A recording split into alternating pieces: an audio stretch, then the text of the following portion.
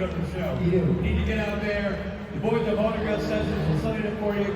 Load up on the loud swings so you can rock your face off in New York City on Monday night. Now, speaking of your face off, our next guest just used the bathroom.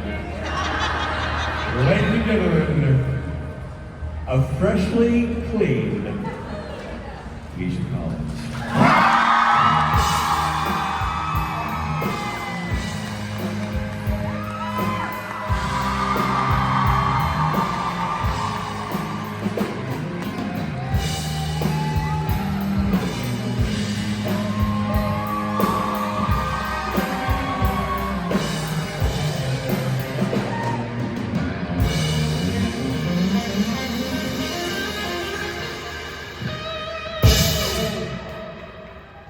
I can't tell you how close I came to wearing maroon pants today, and it would have just been a shit show.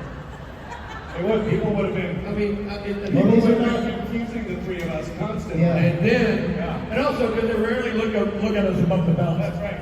Especially because these aren't I maroon. just did like an hour of photo ops, and I was like, can somebody look up? Yeah, I have eyes, you know. What color are your biker pants? I mean, they feel a little browner. Well, they're rusty, but I feel like you're gonna want to get closer because you really get a sense of the color. Yeah, what's this picture I found of you and Misha online?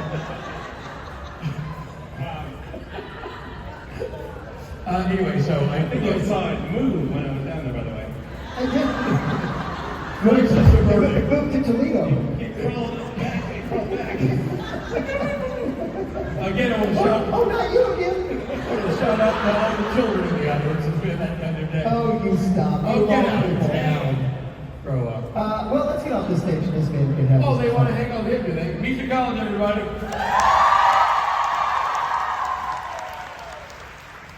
Have fun in the bathroom, Reggie. Hi. You're late. We'll wait till you settle in. Hi. Oh, hello. Hi. What an exciting thing to be here and to see so many of you. Why are you still here? What is happening?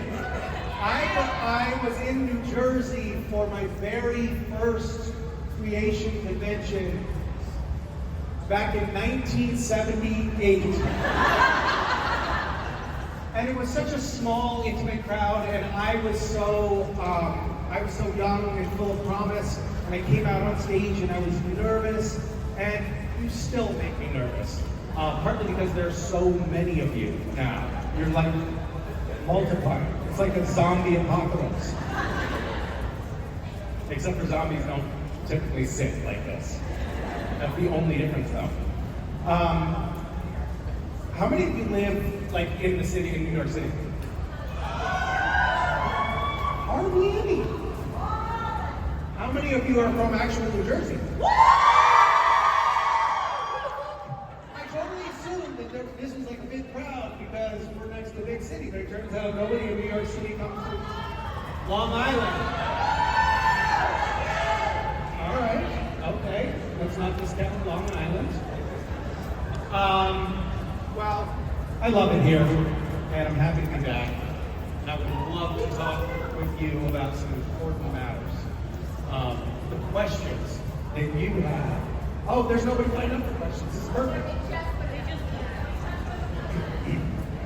On the drive out from the city, I thought I'd check in with my son, and I FaceTimed him, and he was like, he's still sleeping, he's back on the West Coast, and he was like, I was trying to make conversation with him, and I could tell he was not interested. And finally, he was like, Dad, you want to play chess? And I was like, okay, sure, let's play chess. And he said, let's try to make it like, I'll try to go easy on you. And I was like, don't go easy on me. I can take it, little brat. And so he initiated the online game, and it populated, and it had, I was black, he was white, I had all my pieces, and he had no bishops and no rooks, and he had 1/3 of the time on the timer, and he beat me so fast. It was so depressing, and I had to say to him, West, I want to be able to celebrate your successes in this life, but you're making it really hard because I just want to fucking crush you. Yeah, I don't know. I really do feel like I might have to figure out how to hobble him in life in general. I don't like it. I didn't want it to have to come to that. Hi, how are you? What are you doing? Do you not have a microphone? Did you want to talk into it? You're allowed to, okay. Hi, too. Hi there. Hi. How you doing? I'm well, thank you very much. Yeah, sorry, not very good at social interactions. Yeah, I'm good, thanks. My people skills are rusty, so I'm... Alright, so my question for you, Oh, good, because I'm the only one up here. So, yeah, it works out nicely. I was actually going to direct it to the chair. I don't know what you were doing here, but that's this. So my question is, discard your entire career, your entire lifespans, whatever. You are going to open a shop. What is the one niche thing that your shop sells? If you're saying when I am totally washed up, what am I going to do next?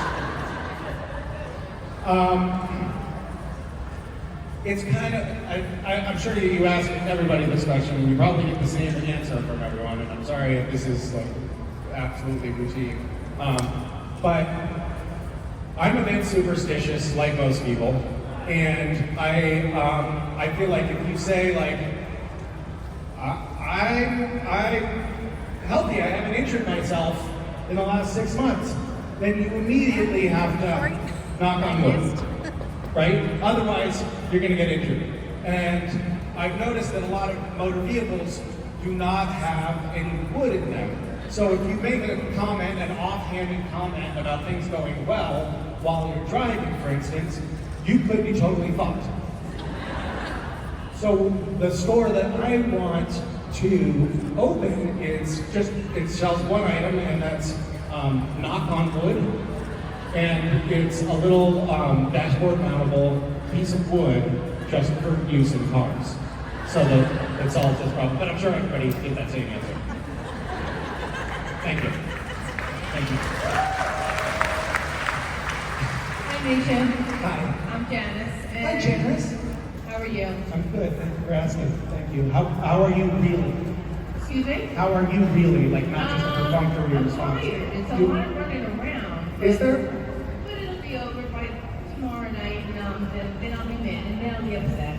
Oh, okay. Well, that's a wonderful journey to go on here.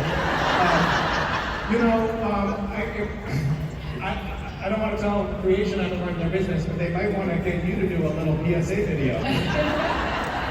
It's exhausting. All you do is run around, and then when it's over, you're angry. Creation Supernatural New Jersey. Okay, so I have a question. What is your greatest fear? Oh, shit. What is my greatest fear? I don't know. I guess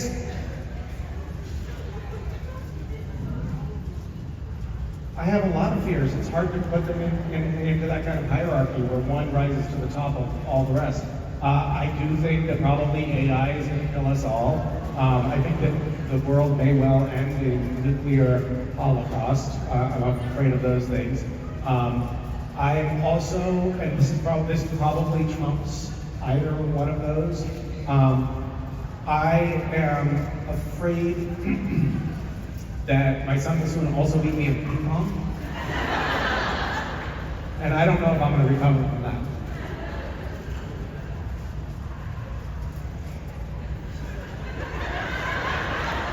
What was it? Did you ask me something? I can't hear you.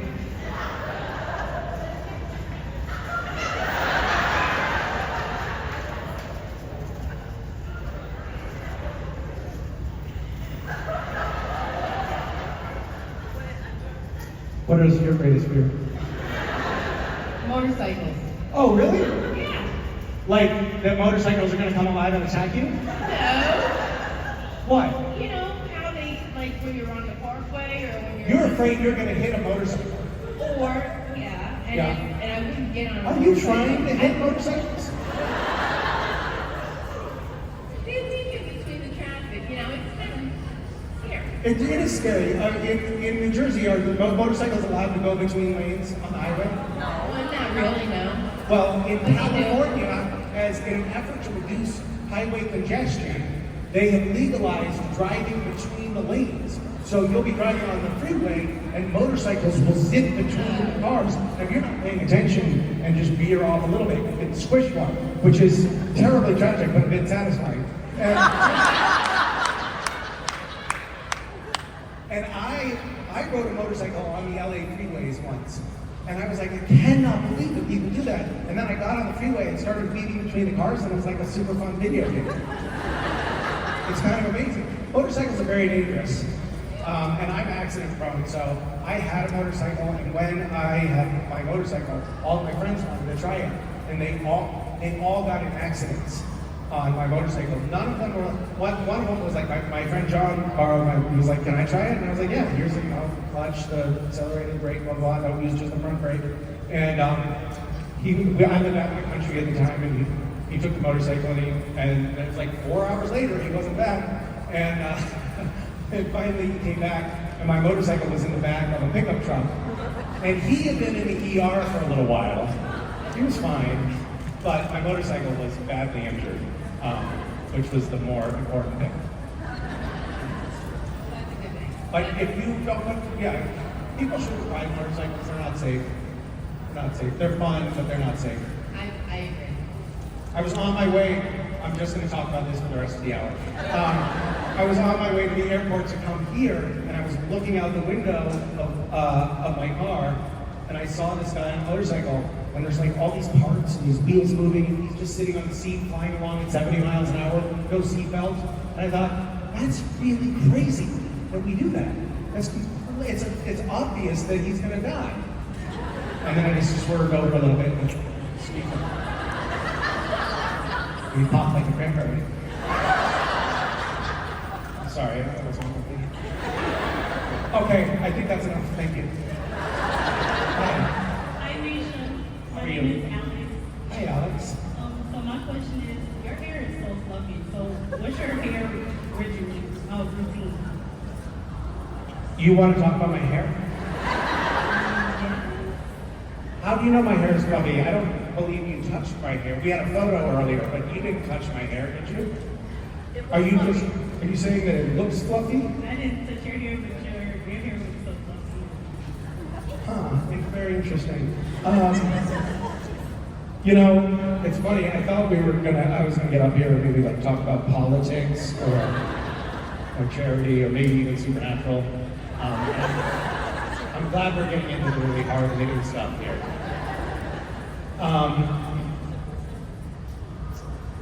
Okay, great, let's talk about my hair. So, when I was on Supernatural, I'm gonna go way back here. I got on Supernatural and they were like, oh, your hair is very close in color to Jensen's hair, and you two kind of look the same, why did they cast you? And I was like, I don't know. And so they said, I think maybe we should dye your hair a little darker. So for the, 50 years that I was on Supernatural, they dyed my hair a little darker. And sometimes if you watch Supernatural, you can see my hair goes through like different gradations. Sometimes it's really dark, sometimes it's not so dark. And then finally when I was done with Supernatural, I stopped dyeing my hair. And I was like, oh, that's right, I forgot, I don't have that color hair. But when I got on Supernatural, also they said, which way do you comb your hair? And I said, I comb my hair this way.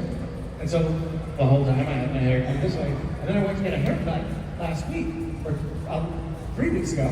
And the guy was like, you have a little calip over here. Why don't you comb your hair the other way? And I was like, no, I didn't do that. And he was like, you should try it. And he got really confrontational with me. And I never met this guy. And I was like, don't tell me what to do. And he was like, I know my job better than you know my job. And I was like, fine, let's fucking do it the other way. And now my hair's poofy.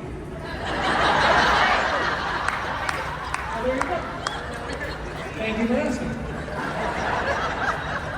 Hi. Hi, my name's Misha. Hi. Sorry, karaoke last night. It's actually like not safe karaoke. Do you have to sign a waiver before you do karaoke? They should make me. They should make you. I mean, obviously you sustained injuries and you probably have a lawsuit on your hands. You know, they make the people that come to do my meet and greet sign waivers. Did you know that? That's so weird. Do you know why that is? It's because I've done really unsafe things on my meet and greets. I was also in New Jersey some years ago when I took my meet and greet out behind the hotel into the woods. And we were in the woods, and as one does, it was kind of chilly and gray. And I said, does anybody have any matches? And we started a campfire in the woods behind the hotel. And then we were like stormed by all these people with fire extinguishers. And I was asked not to start any more fires. You're the dangerous one.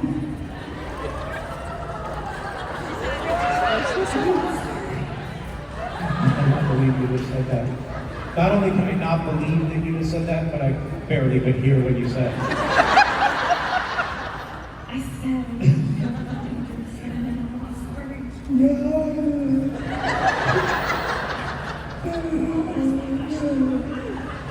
Okay, it's actually really good. So maybe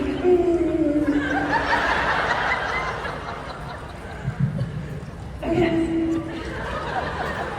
I don't know what kind of impression it is.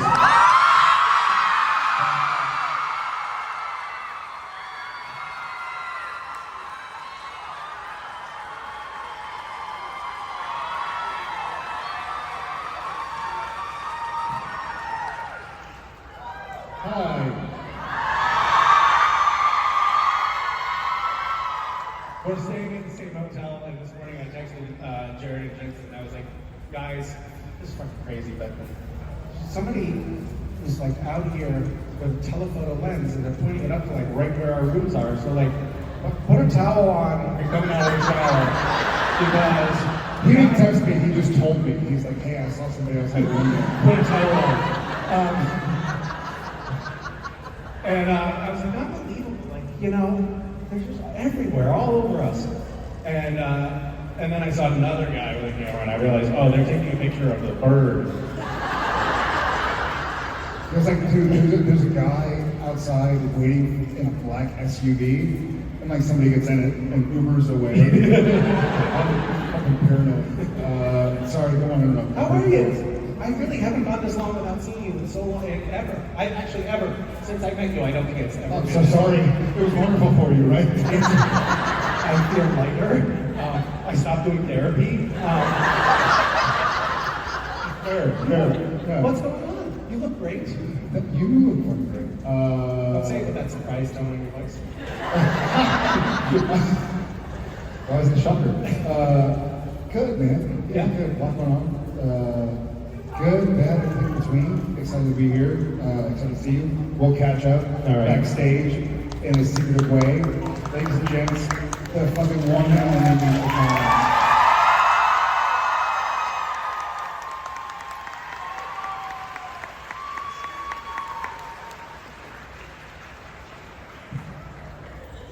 I thought that was security coming to run interference because I was making fun of somebody with a vocal disability.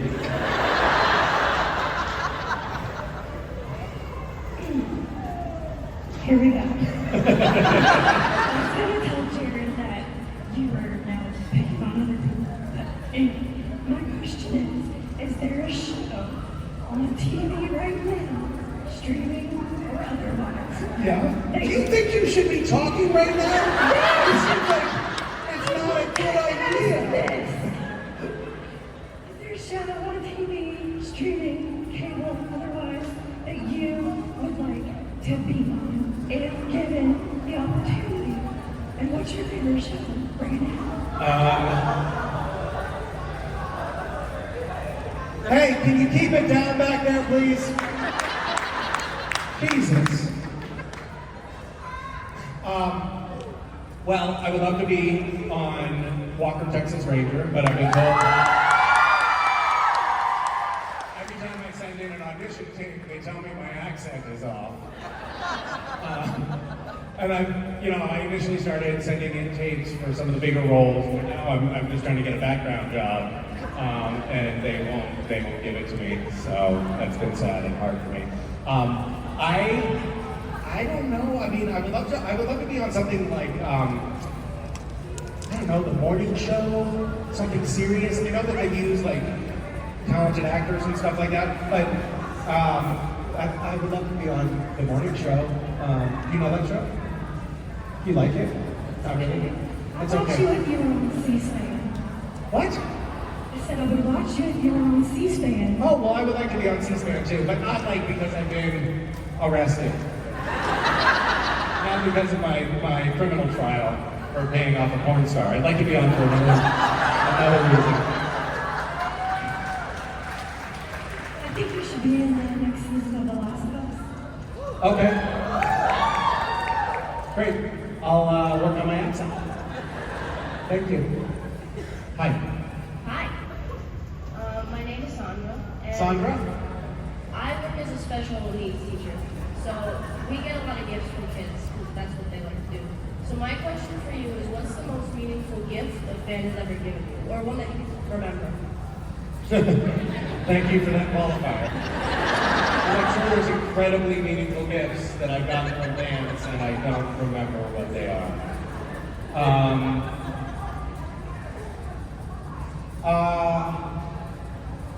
Most meaningful gift I've gotten from fans. I don't know. That's a good question. Some of the works of art that fans make are incredible, and they're these like incredible, almost meditative acts of devotion that have clearly taken an eternity to make. And sometimes I'll ask, how long did this take? And then they'll be like, it took 10,432 hours. That's how fans talk, by the way. Why are you not? No, it was great. That's just how they talk. It was great. So, but like needlepoint portraits of my face on a pillow, and that's like obviously something that I want to wake up next to. I actually do have a incredible needlepoint portrait of me on a pillow, and I was like, this took 10,384 hours to make. I can't throw it away. And so I put it on my son's bed. And he threw it on the floor the next morning, and I came in and I was like, Wes, this is absolutely precious. You can never throw it on the floor. It always has to be right here, next to you, in your bed. And so he takes it off, and I put it back. And it's been going on for almost 3 years. So I guess that's meaningful because it's caused a really a strengthening of my bond with my son. Or maybe it's driving a wedge between us. I'm actually not sure.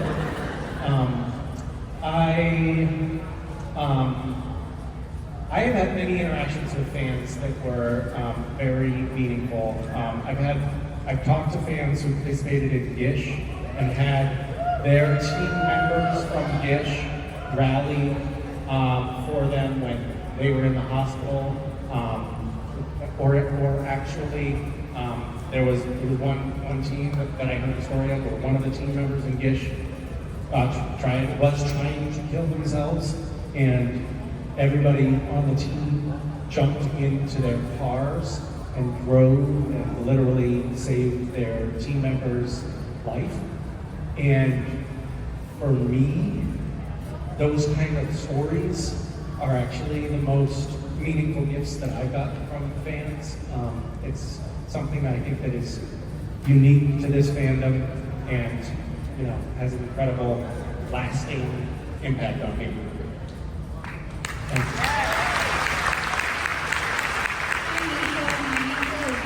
Hi, Olivia. So I was wondering, I'm a preschool teacher and my class has books that they are always asking me to read them. So I was wondering if you have a favorite book that you read your kids, or if they had a favorite book that they were always asking you to read. My nephew wrote stories that I would read to my kids. They're just amazing, surreal. He wrote them when he was like 5 and 6. They're totally surreal, and the grammar is from another planet, and they make us laugh and laugh and laugh. So not only have I read those to my children many times, but I've also decided that I think it would be a booming business to start a children's publishing. Please don't steal this idea, because this is actually how I'm going to make money, not knock on wood. Actually, maybe I could do both. But a children's publishing group that publishes children's stories that are written and illustrated just by children. Isn't that a great idea? It's probably already done, but I'm going to pretend that it's a unique concept.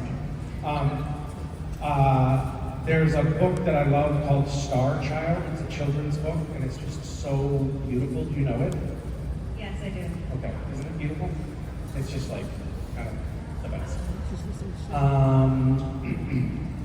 And then I would also read to the kids, like, and they got a little bit older and they had more attention span. They like me to read them Mein Kampf.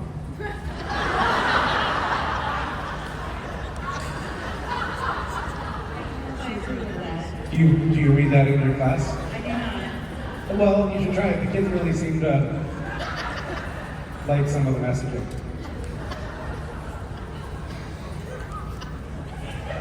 I think I may be fired if I did that. That is just terrible, that kind of censorship. Thank you. There was only a smattering of laughter there. A lot of people were more horrified gasps than anything. Hi, Misha. Hi. My name's Michelle. This is my first convention. I'm here with my sister for her birthday. Oh, did she drag you here? No, I dragged her. Oh, really? Well, what a sweet thing to do for someone's birthday. She's probably going to kill me, and when I get back to my seat, that'll be the end of me. So it's been a Okay, great great. show. Well, Thank it's you. been real, and we'll savor these moments, your last moments. Yes, Thank you. I'm glad it's with you. it's very sweet. So, what was your favorite prank that either you have done or has been done to you by the cast? By the cast. Oh, that's a qualifier. Well, most of the pranks that they're all awful, really, in the cast realm. Jensen was reminding me of a really great prank that that happened on set, and I think that this typifies the zeitgeist of our cast and crew quite perfectly. Jensen was creeping up. It was a scene that was being filmed down a dark staircase into a basement, and the shot that we were getting at this particular moment was Jensen at the top of the stairs, opening the door with his flashlight and looking down into the dark basement. And he opened the door and he shined the flashlight and he saw the entire camera crew in their underwear. Everybody was always trying to get everybody to laugh or everybody was always trying to get the actor who was on camera to laugh. That was like the main, that was what everyone on the cast and crew thought of as their main job on Supernatural. Like, I, as an actor, I'm supposed to know my lines, and I'm supposed to show up on time, and I'm supposed to hit my marks. But first and foremost, I'm supposed to try to get Jared to laugh when we're in a scene. Jared was really hard to make laugh. Jim Beaver was impossible. Everybody gave up on him. Because he won't laugh no matter what. You can have your hand in his pants. I know, I've tried. And no reaction whatsoever. There's something wrong with that guy. I'm the opposite. I was the absolute worst. If anyone even just went like this, I'd start giggling. I wasted countless hours of film. And by the way, on Supernatural, when I started on Supernatural, we were still shooting on film. Like, they had to load film canisters, and it was very expensive And you could see the consternation on the producers' faces when I was laughing through the 5th take. And it was just like racking up overtime and racking up more hundreds of feet of film that needed to be thrown out. It was a trying time for all of us, yeah, but especially me.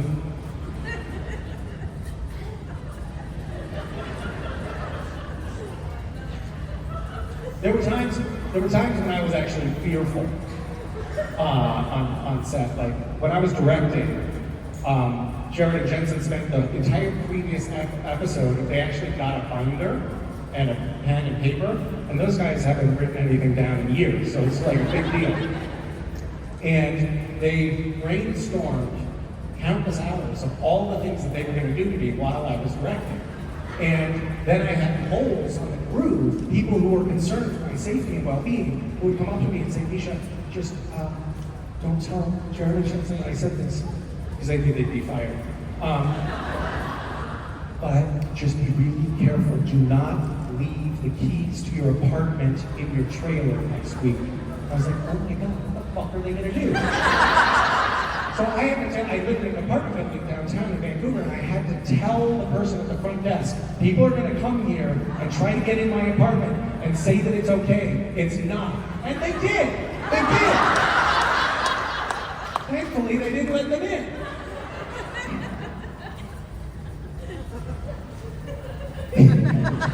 We were going home for Christmas break. I don't know if we were going home for Christmas break. It was a long break. And somebody came up and tapped me on the shoulder and said, don't tell Jared that I'm telling you this, but look under the driver's seat of your car. And it had been Fish and Chips Day, and he had stuffed under my driver's seat all of this fish, which had no odor at that point, but 3 weeks hence, I would have had to have burned the car. It would have smelled like a dead body in there. So there were a lot of times when I was saved by the generosity of others, people who were willing to put their jobs on the line. So say, thank you. Hi, Misha. Hi. My name is Aja. Hi, Aja. This is my first time. Wow, welcome. How many first-timers are there here? Wow. Well, take it slowly and, get grit through it.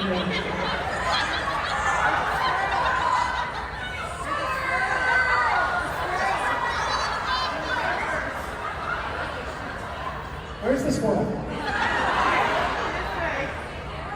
Oh, Jensen! I was wondering why everybody was like suddenly not paying attention. Well, shit.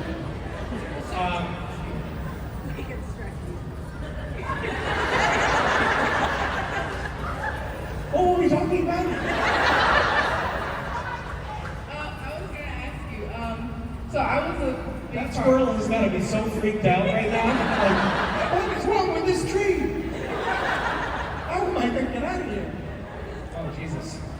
Okay, go ahead. So I really loved participating in Gish and Gish was when it was happening. So I loved all the elaborate activities we had. So I had a question: what was like the most spectacular gift you made the Gish participants give to any of your co-stars?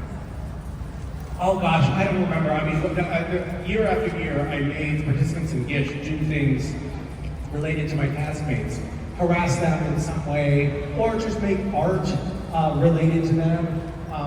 The one thing that I did every year, and I'm not sure why this particular thing emerged as like a tradition in Gish, but every year you had to create some art, portraiture or sculpture of Jensen Ackles made from Skittles. It was always the same thing. By the way, Skittles Corp probably made hundreds of millions of dollars off of me, and I never saw a dime of it.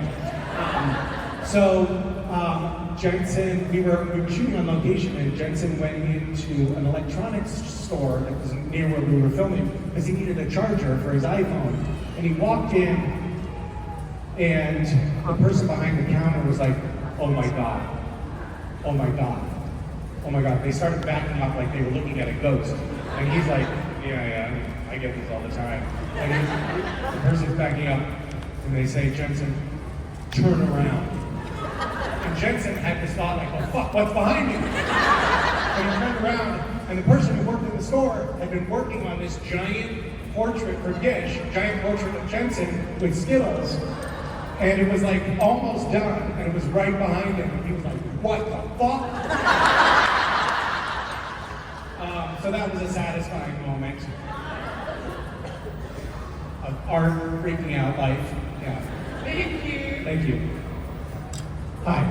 Hi, Misha. My name's Julia. Nice to meet you. Nice to meet you. My question is, of all the alternate characters that you played, or different personas of Castiel, what was your favorite? Mine was Cassifer. I think you did that very well. I had the most fun playing Casper, I think. There were some that didn't quite hit the mark, like Nazi Cass was a little weird.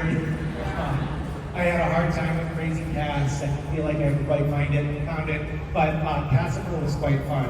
I went to the morning that I started filming my first Casper scenes. Before I went to work, I went to Mark Pellegrino's apartment, and I asked him to give me some tips. I was like, what do you do as Casper? Like, what's going on in your head? Or not Casper, as Lucifer, because that's what it was. And he said, whenever I go into a scene with another character, I just think, I'm trying, in my mind, I'm trying to make a decision, which is, do I want to fuck them or kill them? That was very helpful. And I actually now find that I just reflexively do that in daily life now, too. Thank you. Hi. Hi, Misha. I just first want to apologize for the photo op. I was just a mere starstruck. You seem to have lost motor control. It was pretty cute. You were with your mom? Yes. You were with your mom, and your mom was like, come on, honey, and you're like, I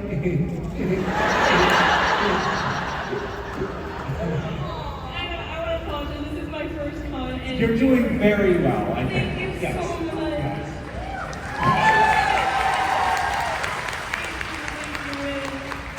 No, but I've always seen all the bloopers, and I was mostly just me. But do you think that Jack, the Angel Kid, was a mix of you and Dean? Because in the first episode that he's shown, the jacket that he's wearing actually looks like a mix of a plaid shirt and a trench coat, and everybody raises that out like you. So.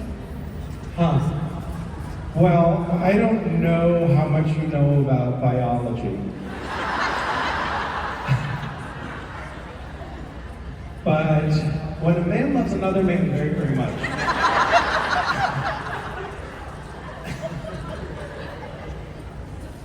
maybe. That never occurred to me. I don't know if that was intentional or not, but it's possible.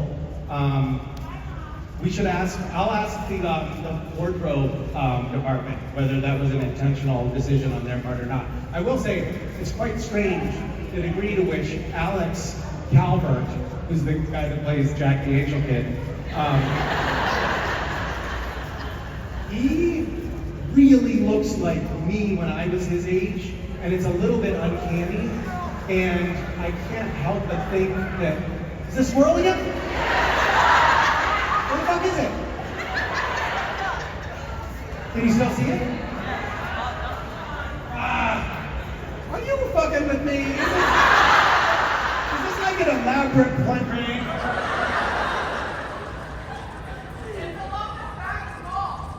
Okay. Did you see it now, though? Yes, you see it now? Not now. When the squirrel comes, you gotta go, squirrel! I know, I'm gonna turn around and try to catch it. And it'll be a game.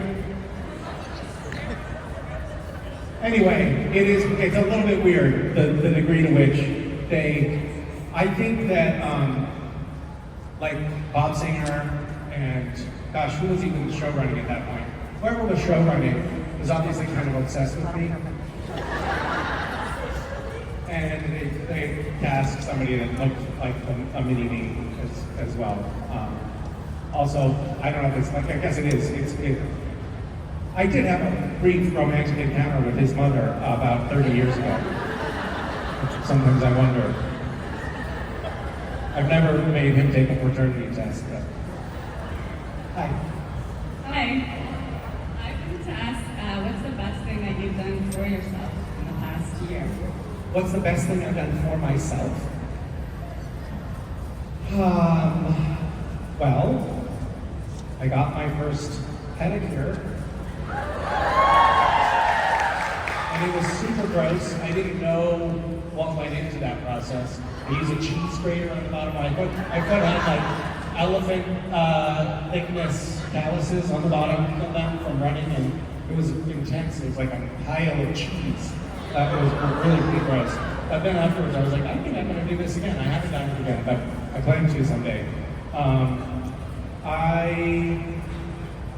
don't know. That's a really good question. I've been working with this this guy that I reached out to a few years ago. He's a I'll get pretty psychological here for a second, but I was raised very poor, and we didn't have a lot of money. We didn't have housing.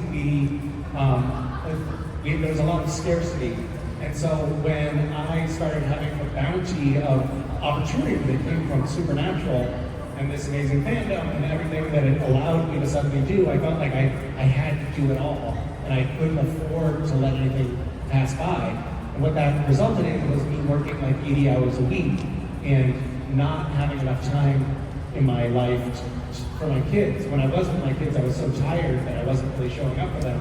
Then I realized they're going to grow up, and they're really the only things that matter in my life to me. So I jettisoned a lot of things, including Gish, which was actually hard for me to part with, but it's been so wonderful to actually get to do like long division on weeknights. Yeah. Which, by the way, I had forgotten how to do. It's shocking what you forget. All right, that's all. Thank you. Hi. My name is Celia, and I was wondering, what do you miss the most about being on Supernatural? And apart from being tortured by Jared and Jensen, what do you miss the least? I miss the most showing up at work with people that I love to be around. We laughed a lot, and we actually had real heart-to-heart connections, and I feel like I made lifelong friends working on Supernatural. And it kind of felt like coming to a second home. You know, we have this expression, the Supernatural family, but we used that term on set, and it felt like it was true. And I miss going to work in that environment. I don't miss being so tired all the time, because we would also, not only was I like adding extra things into my life, but we would be often like filming until, sometimes on Fridays, we'd film until 3, 4 o'clock in the morning. And then if we had convention that weekend in, say, New Jersey, which is on the opposite side of the continent from Vancouver, we would go directly from set to a plane, fly to New Jersey, and go directly from the airport to stage here. And then they reset the week and start filming. We'd have to be on set at 6:30 a.m. on Monday. So we were always in this state of like jet lag, because our bodies, my circadian rhythm totally destroyed. So I could never really sleep. And that was really hard. It was like super exhausting. I don't know if you know this, but people who work in American film and American television on crews have a life expectancy that's almost 10 years less than the national average. And it's because people work such ungodly hours, and their sleep suffers terribly, and they don't have time to exercise, and it's a lot. So I don't miss that. I do miss the paycheck. Thank you. Thank you. Hi. Hi, Misha. I'm Allie. So, Hi, Allie. back in Nashville, you ice cream is peppermint. Yes. I was very excited because so was mine. Ah, So I want to know where you go to get the best peppermint ice cream, and I'm going to tell you where you should go to get the best peppermint. Okay, so this is just setting me up to fail. You give me your answer, and then I'll tell you the right answer, because yours is going to be wrong. Well, I'll tell you, living on the West Coast is really hard to find peppermint ice cream. You can't get it at most, unless it's like Christmas time, and then they put out some special peppermint thing, which is ridiculous because it should be the only ice cream available year round. But I make peppermint ice cream, so mic drop. Where should I go? Your house? You make it better? No, so there's a place in Connecticut by my parents' house. It's called Salem Valley Farms Ice Cream. Salem Valley Farms? Salem Valley Farms. Where is that? In Salem, Connecticut. Where's Salem? Is that like in the On middle? the eastern half, like past the Connecticut River. How far past the Connecticut River? Is it near like Chester? Yeah, so like East Lyme, Old Lyme, that area, it's like 20 minutes from there. That's great. My brother lives near there. Okay, Salem what? Salem Valley Farms. Okay, thank you. Hot tip. I appreciate it. Hi. Hi, my name's Amanda, and my question for you is, if you could change the way Cass died, would you? No. That's not the answer you were looking for, huh? I can see the deep disappointment all across your body. How would you want Castiel to die? Well, I like that he died loving somebody, and he said, like, I love you, like, this is what's right. But if you had to change, like, he didn't make the deal with DMD, and, like, he didn't love Dean, like, how would you change that? Well, I always had this vision of how Castiel's end, because I felt like there had to be some sort of tragic, heroic sacrifice in order to, I don't know, in order for it to be a satisfying ending. So I always thought that what a good thing to do with Castiel would be, like, if there was an asteroid coming toward the planet, and they fired Castiel out of a cannon, so fast that when he hit the asteroid, it deflected it away from Earth and saved the whole planet. That would have been kind of like a really poignant way to go. Okay. Yeah. Oh, so disappointed in me. Hi. Hi. How are you? Good. My name is Erin. I want to let you know I really enjoyed the book of poems that you put out. Thank you very much. Recently. I wanted to know if there's a poet that you find particularly inspiring. I love Billy Collins, and I love Mary Oliver and Rita Dove. I think I have like pretty middle of the road taste. Like they're all best-selling poets and poet laureates and big shot poets. But I think that there's a reason that they're so well known. They write beautifully, and they write about specific moments in life and extrapolate from those to bigger themes, and I love that. And they're also digestible. Sometimes poetry in New Yorker can be like a puzzle. I'm like, wait, we can't understand what the fuck this is about. And I don't want a poem to feel like it hurts my brain. I want it to feel like it just lifts me up or makes me see something in a different way. And those poets do that for me. Thank you. Hi. Hi, my name's Nicole. I'm Nicole. Hi. I was wondering, when do you feel like the truest version of yourself? That's a really wonderful question. Are you a therapist?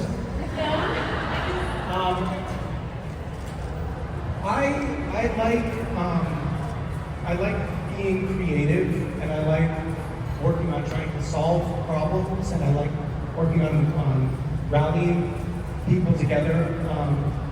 I end up feeling like I'm maybe doing what I'm supposed to be doing when I'm working on kind of social good or political projects.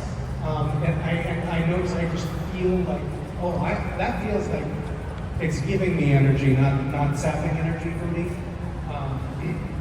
Last summer I went to Ukraine and met with President Zelensky, and and toured around some of the devastation in Ukraine and had really meaningful conversations with a lot of people who are leading the fight against Russia there. And it felt like it resonated with me, and it felt like it kind of changed my perspective on things and felt really important to me. I'm actually going back tomorrow to Ukraine, and going to be doing a similar trip there with my good friend Darius. But doing that kind of thing feels like on purpose to me. I will say also though that when I was doing Gish, the very first submission, the very first scavenger hunt that I did, the very first submission that came into my email, at that point I was having people email me the submissions, and the thing that people had to complete to get points on that one was cover yourself completely in cotton candy except for your face, and that your face needs to be covered in lipstick. And the first photo that came into my email, I watched it download, and it was this kid standing in his bedroom in the Philippines. He was like maybe 15 years old, and the cotton candy was melting, this pink cotton candy was melting to his skin, and his face was covered in red lipstick, and his expression was one of total misery, like you would expect. It was as if he had been tarred and feathered in this little bedroom in the Philippines. And I looked at that, and I remember shouting across the apartment to my wife, I think I found my life's purpose. So it's somewhere in between those two things. Cool, thank you so much. Hi guys! Hi, how are you? Good, how are you? I'm good. I always feel bad taking you off stage. I hear the booze. Most of them have already left. How did it go? It went well. I didn't hear the beginning of that story. At the end. Yeah, well, it was just a story about me torturing people. Oh yeah, that gives you life's purpose. Yeah, great.